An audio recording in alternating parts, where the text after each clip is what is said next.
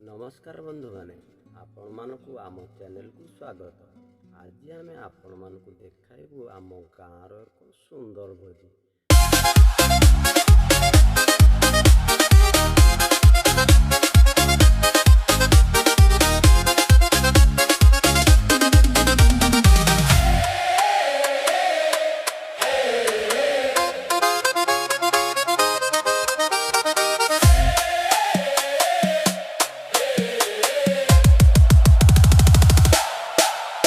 गाँव समस्ते एकाठी हो भोजीर समस्त काम करती। चलतु आरंभ शेष पर्यंत यह सुंदर मुहूर्त को अनुभव करवा।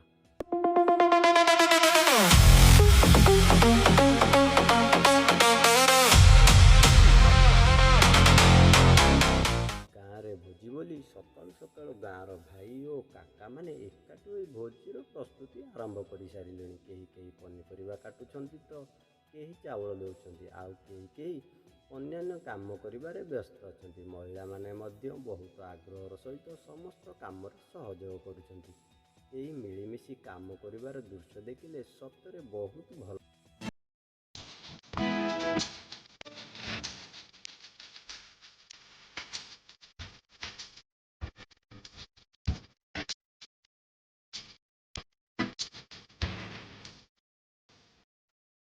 चलतु आउ कुआड़े अन्य कम टे देखी आसवा। एवं रोषे कम जोरसोर चली। बड़ बड़ हांडी रे भात डाली तरकारी और अन्यान्य स्वादिष्ट खाद्य प्रस्तुत हो।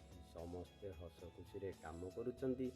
एभली मिलीमिशी काम करवा हूँ आम गाँवर परंपरा और एकतार प्रतीक।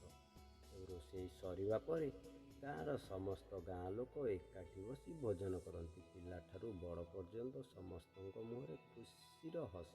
एभली मिलीमिशी खाइबा और समय काटिबार आनंद सतरे बहुत अलग। तेणु बंधु मैंने आशा करुच्ची आपंक आम गाँवर यही भोजी ब्लॉग आपण मानक भल लगी। जदि भिडटी भल लगी थाए तेबे दयाकोरी लाइक करंतु। आपणक मतामत कमेंट रे जणातु एवं आम चैनल को सब्सक्राइब करी पाखरे थिबा बेल आइकन को दबातु। धन्यवाद। पुणी आउ एक नुआ ब्लॉग रे देखा हबो।